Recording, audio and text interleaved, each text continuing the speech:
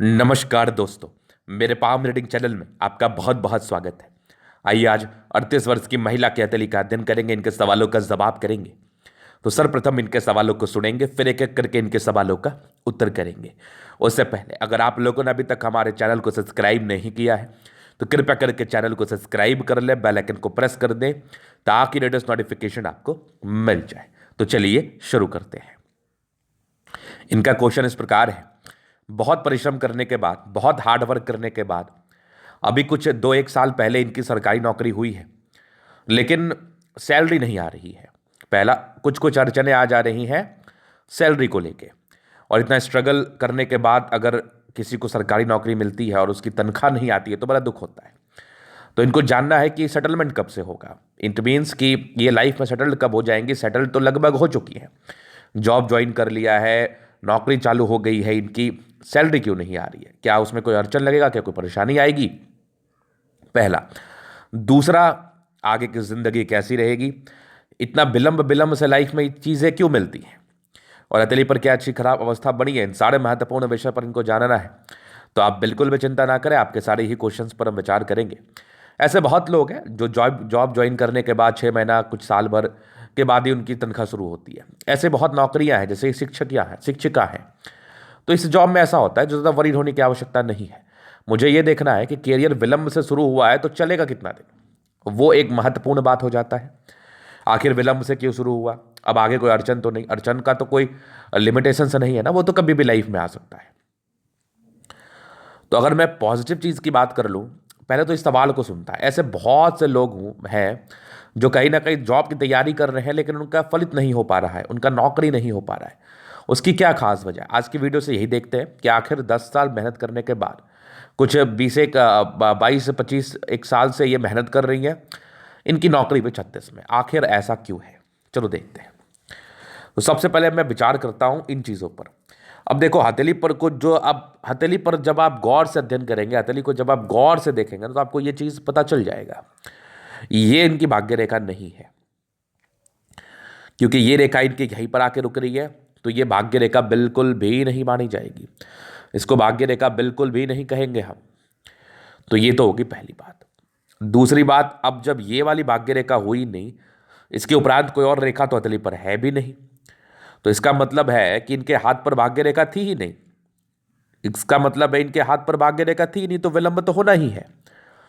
जब किसी व्यक्ति के हाथ पर भाग्य रेखा नहीं रहती है तो विलंब होना स्वाभाविक है, बहुत सामान्य है। तो ये सबसे बड़ी नेगेटिविटी थी परेशान करने के लिए। और जब आप सरकारी नौकरी के प्रयास करते हैं तो काफ़ी भाग्यशाली व्यक्ति भी इस नौकरी के लिए तैयारियां करते हैं, काफ़ी अच्छे अच्छे लोग भी इस नौकरी के लिए तैयारियां करते हैं, काफ़ी दुर्भाग्यशाली लोग भी इस नौकरी के लिए तैयारियां करते हैं। तो जिनका जितना जैसा भाग्य होता है उस हिसाब से उनको तरक्की मिलती है। सीट कम होता है तो चांसेस थोड़े कम हो जाते हैं, अगर भाग्य रेखा बहुत अच्छी ना हो तो इनके हाथ पर भाग्य रेखा नहीं थी, तो ये मूल रीज़न है। स्ट्रगल तो लाइफ में रहा ही, परेशानियां तो जिंदगी पर रही ही। आज आप 36 वर्ष में जाके आपकी नौकरी हुई है, 37 वर्ष में जाके आपकी नौकरी हुई है, तो सेटलमेंट तो आपको बहुत दिन के बाद मिला, तो डेफिनेटली भाग्य रेखा नहीं थी। लेकिन 36 के बाद देखो भाग्य रेखा थी तो नौकरी भी मिल गई। अभी इनके प्रश्नों को ही मैं समझा समझा देता हूँ। जबरदस्त भाग्य रेखा थी, ये वाली भी देखो। अब कुछ व्यक्ति बोलेंगे गुरुजी मेरे हाथ पर तो भाग्य रेखा नहीं है, लेकिन मुझे नौकरी तो पहले मिल गई। बेशक मिल गई होगी, सूर्य रेखा बड़ी अच्छी होगी, क्योंकि भाग्य रेखा को हम इंग्लिश में फेट लाइन कहते हैं, सूर्य रेखा को सनलग कहते हैं। तो कहीं ना कहीं सूर्य रेखा का भी बड़ा महत्व है भाग्य के संदर्भ में। तो इनके हाथ पर सूर्य रेखा भी ये कम विजिबल है। ये सब देखो, सूर्य रेखा एक से ज़्यादा है, 3-4 सूर्य रेखा है, लेकिन इसकी सक्रियता 35 वर्ष के बाद ही मानी जा रही है। क्योंकि हृदय रेखा से नीचे वाली सूर्य रेखा 35 वर्ष के बाद सक्रिय होती है और क्लर्क लेवल तक की ही सफलता आपको मिलती है। अधिकारी बनने में बड़ी समस्या होती है, लेकिन एक से ज़्यादा सूर्य रेखा थी तो प्रयास 36 वर्ष के बाद आपने बिल्कुल भी नहीं किया होगा और आपकी नौकरी बहुत ही आसानी से हो गई होगी। स्ट्रगल उसके पहले ही हुआ होगा, क्योंकि जब एक से ज़्यादा सूर्य रेखा हो तो इंसान को सफलता बहुत ही आराम से मिल जाता है, इंसान को सक्सेस बहुत ही आराम से मिल जाता है, इस बात में कोई डाउट नहीं है। चलो जी, ये तो हो गई बात पॉजिटिव। पॉजिटिव भी बात कर रहा हूं। जिस भी व्यक्ति के हाथ पर सूर्य रेखा एक से ज़्यादा नजर आ रही है वो समझो बहुत भाग्यशाली है, क्योंकि वो भाग्य लेके आए हैं। सूर्य रेखा एक से ज़्यादा का मतलब है कि आप टैलेंटेड हैं, आप गुणी हैं और आपको सफलता बहुत जल्दी मिलती है।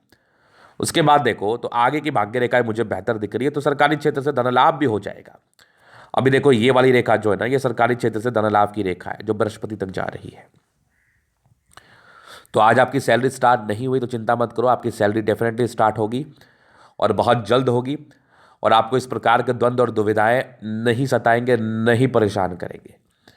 इसलिए इस बात को लेकर बिल्कुल भी आप चिंतित ना रहें, इस बात को लेकर आप बिल्कुल भी परेशान ना रहें।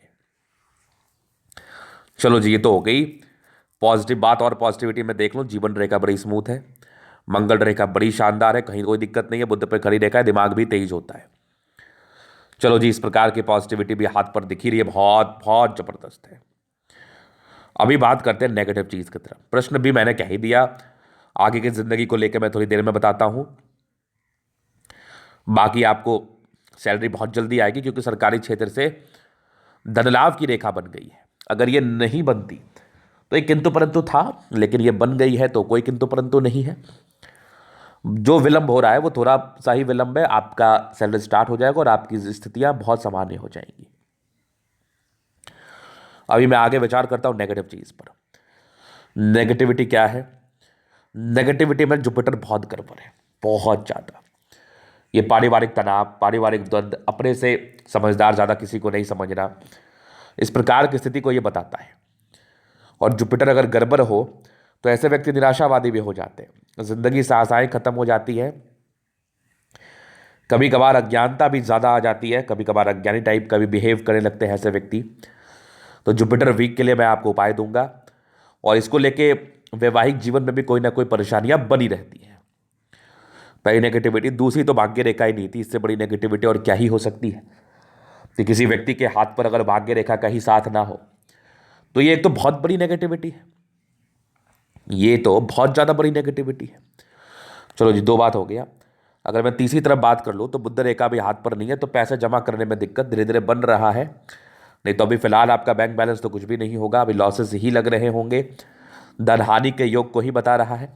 लेकिन आगे की भाग्य रेखा आपकी बेहतर है, इस बात का ध्यान देना है। आप फाइनेंशियली इंडिपेंडेंट हो जाएंगी, आप फाइनेंशियली सेटल्ड हो जाएंगी, इस बात में बिल्कुल भी डाउट नहीं है। तो यही कुछ नेगेटिविटी थी, कुछ बातों का आपको भी ध्यान रखना है। थंब इतना स्ट्रांग हो और जुपिटर इतना वीक हो तो जातक सुनते नहीं किसी का, क्योंकि इनको लगता है ये सही ही काम कर रहे हैं, लेकिन आप हर समय सही नहीं हो सकती, तो थोड़ा सुन भी लिया करिए जो आपके हितैषी है।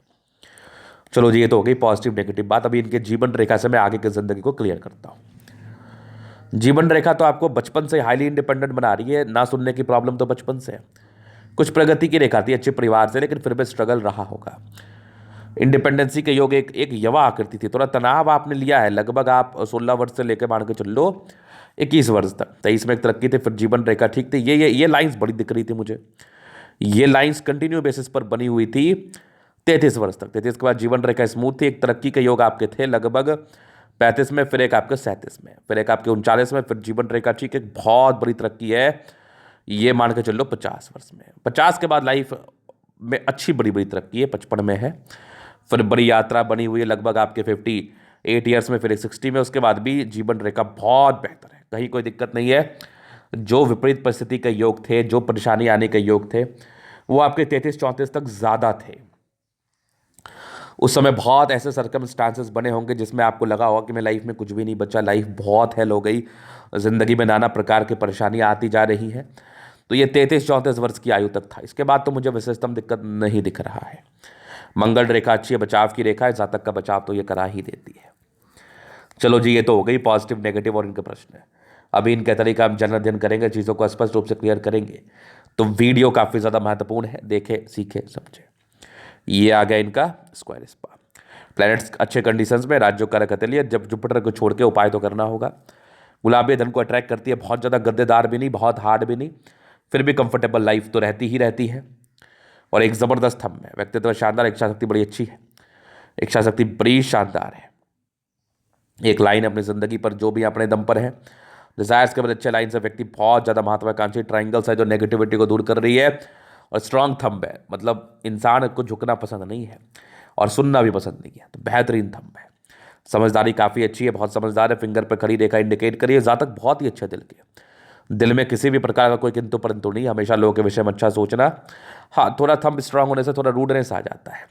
ये बुद्ध फिंगर फर्स्ट फरेंज के ऊपर है, तो कम्युनिकेशन स्किल वाइज प्रबल है।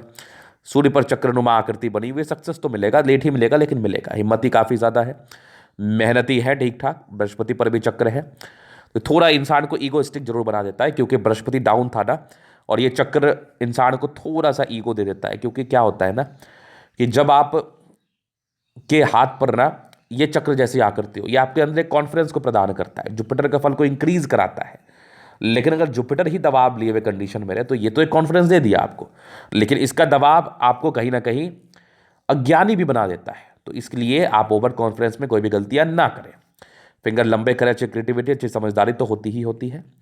जहाँ से दबाव है, स्ट्रगल तो रहता है, बृहस्पति आपका पूरा गड़बड़ ही है।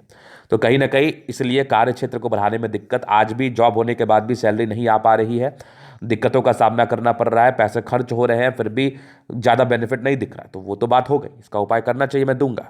बाकी ज़बरदस्त आपकी माइंड की रेखा, दिमाग बहुत तेज़ है लेकिन बहुत इंडिपेंडेंट है, सुनना पसंद नहीं है, नॉर्मल इमोशंस है, बहुत ज़्यादा भी नहीं। बाकी इधर रेखा ठीक है, विष्णु योग, ये आपका विष्णु योग का फॉर्मेशन रूटीन को फॉलो करती है, बैलेंस काफ़ी अच्छा, दिल दिमाग से तंदुरुस्त है। यहाँ से दबाव है तो काफ़ी मेहनती है। ज़बरदस्त आपकी भाग्य रेखा, जिंदगी के लास्ट तक सरकारी क्षेत्र से धन लाभ की रेखा, ये वाली भी देखो यात्रा की रेखा है, तो घर से दूर का सेटलमेंट हो सकता है। लाइन ऑफ एजुकेशन बढ़िया, समझदार है। सूर्य रेखा एक से ज़्यादा है ये, लेकिन 35 वर्ष के बाद आपको कम मेहनत में सफलता मिलेगी, मिली भी।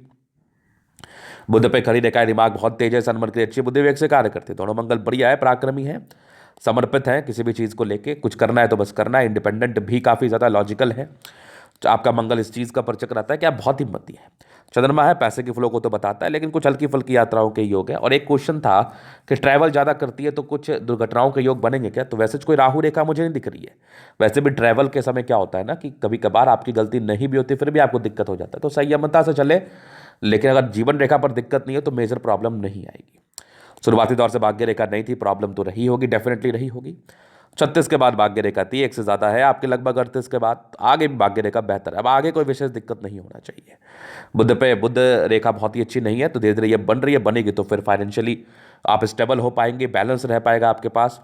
जीवन रेखा अच्छी है, दीर्घायु तो है। मंगल रेखा ठीक है, बचाव तो कराती है, लग्जरी के सुख के लाइन्स वो तो मिलेगा। मंगल बढ़िया है, वैसा कोई फालतू का टेंशन भी नहीं लेती, हल्की फल्की है जो कि सामान्य है। बाकी पराक्रमी है, परोपकारी तो नहीं मैं कहूँगा, पराक्रमी जरूर कहूँगा। ऐसे व्यक्ति करना चाहते हैं लाइफ में, जल्दी स्वास्थ्य की प्रॉब्लम नहीं होती है, वैसे ही केयरलेस हो जाए तो फिर अलग बात है। बाकी शुक्र भी बढ़िया है, पति पक्ष से धन लाभ होता है, शादी के बाद की भाग्योदय, और कहीं ना कहीं हस्बैंड बहुत केयर और सम्मान करने वाले होते हैं। क्योंकि बृहस्पति गड़बड़ था तो वैवाहिक जीवन में अनबन होगा, बहुत जबरदस्त होगा, लेकिन ये शुक्र बढ़िया है तो आपको संभाल लेगा। थोड़े स्ट्रेस है, नॉर्मल पारिवारिक स्ट्रेस रहते हैं। तो ये था इनका तरीका पूर्णता विश्लेषण। अगर आपको हमारे ये वर्ड पसंद है, लाइक कर दे, कमेंट करें, सब्सक्राइब कर दे। व्यक्तिगत रूप से मैं शास्त्र तरीका दिखा के सही जानकारी पाना चाहते हैं, हमारा व्हाट्सअप नंबर डिस्क्रिप्शन में मिल जाएगा, लेकर आप संपर्क कर सकते हैं। धन्यवाद।